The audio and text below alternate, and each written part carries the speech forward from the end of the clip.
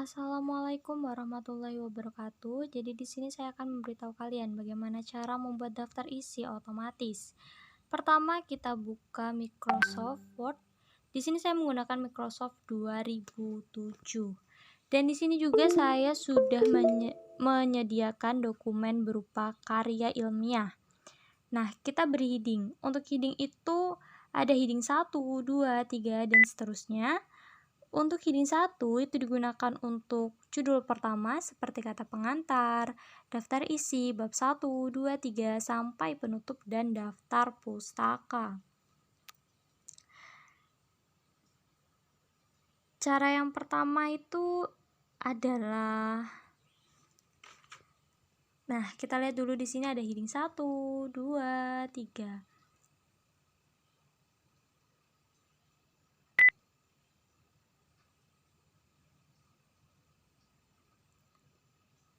Nah, untuk kata pengantar ini kita menggunakan heading 1. Kita blok dulu.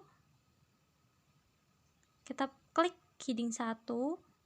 Nah, setelah diklik heading, kita akan mendapatkan settingan yang seperti ini. Jika tidak sesuai dengan kaidah penulisan karya ilmiah, kita bisa menyetingnya dengan mengklik bagian ini. Nah, di sini saya menggunakan Times New Roman, dan untuk ukuran huruf saya menggunakan ukuran huruf 12 dan rata tengah. Ya, rata tengah. Setelah itu, agar memudahkan kita dalam pengerjaan dan tidak mengganti-ganti format, itu kita bisa menggunakan format printer untuk judul berikutnya, agar kita tidak perlu merubah lagi yang namanya ini formatnya gitu, seperti itu. Nah, ini klik format printer. Oke, kita scroll ke bawah, kita cari judul utama. Nah, ini dia format printer. Nah, ini daftar isi. Daftar isi juga kita menggunakan heading 1 karena dia merupakan judul utama ya, teman-teman. Dan ini juga bab 1 pendahuluan kita menggunakan heading 1. Nah, kita ubah dulu, ini tinggal seret. Nah, jangan lupa hidupkan lagi format printernya supaya memudahkan kita dalam pengerjaan. Nah, seperti ini ya teman-teman, bisa diikuti. Nah, ini tuh mempermudah kita dalam pengerjaan. Bayangkan saja kalau tidak ada format printer ini, kita akan mengulang lagi. Akan capek kita ya membenarkan format penulisannya ya kan. Jadi seperti ini aja format printer. Oke, kita scroll ke bawah, bab 2 kita masih menggunakan heading 1 ya teman-teman. Nah, jangan lupa format printernya dihidupkan supaya memudahkan kita dalam pengerjaan. Oke, ini masih berantakan. Kita ulangi lagi ya, teman-teman. Nah, setelah sudah rapi, ini kita hidupkan format printer ya. Oke, kita ke bawah. Untuk bab 3 kita masih menggunakan format printer.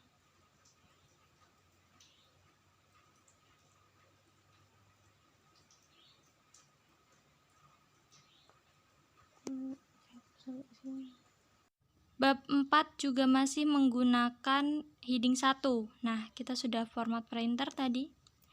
Kemudian jangan lupa menghidupkan format printer. Kita ke bawah, daftar pustaka pun masih menggunakan format printer karena dia merupakan judul utama ya teman-teman. Nah, kita rapi. Selanjutnya heading 2. Heading 2 itu untuk judul kedua, seperti latar belakang, tujuan, rumusan masalah, dan lain-lain. Nah, sekarang kita ke bab 1. Di sini ada latar belakang. Nah, latar belakang inilah yang disebut judul kedua atau heading 2.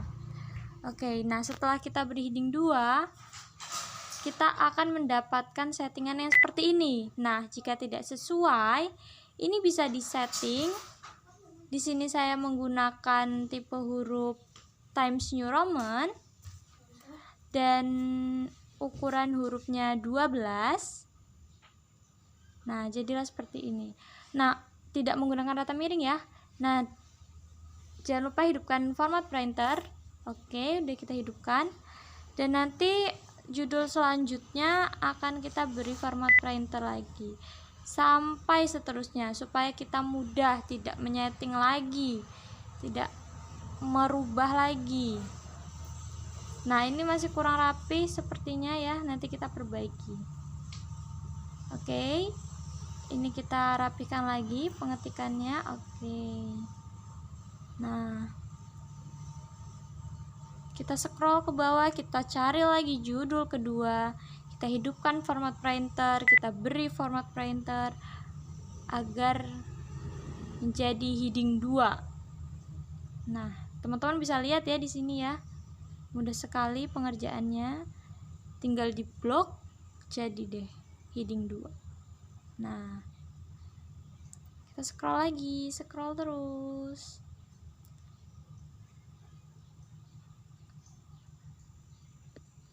Nah, setelah pemberian heading 2, di sini kita akan melanjutkan pemberian heading 3.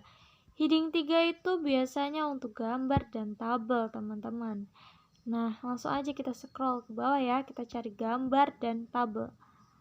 Oke, kita ke bawah.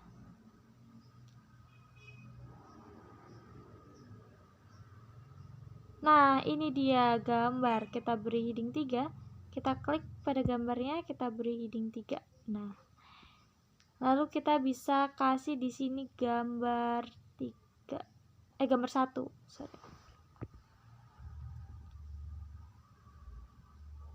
Ya. Kita klik gambar 1.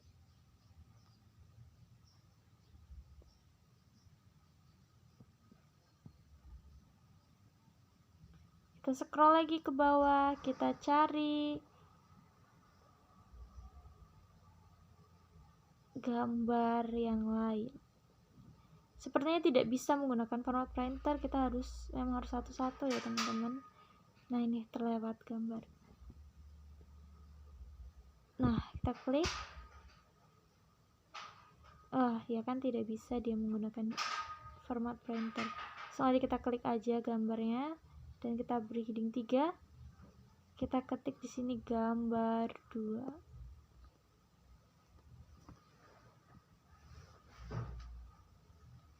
Kita scroll lagi ke bawah, kita cari gambar yang lain.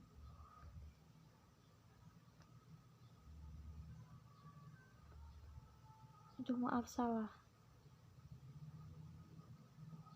Oke, kita klik ya teman-teman. Ini gambar 3 ya. Nah,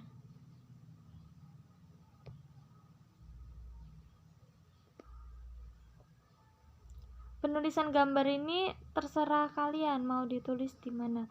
Tapi karena saya nyamannya menghadap sini ya, is okay lah menghadap sini, tidak apa-apa. Terus kita scroll ke bawah, kita cari gambar. Nah,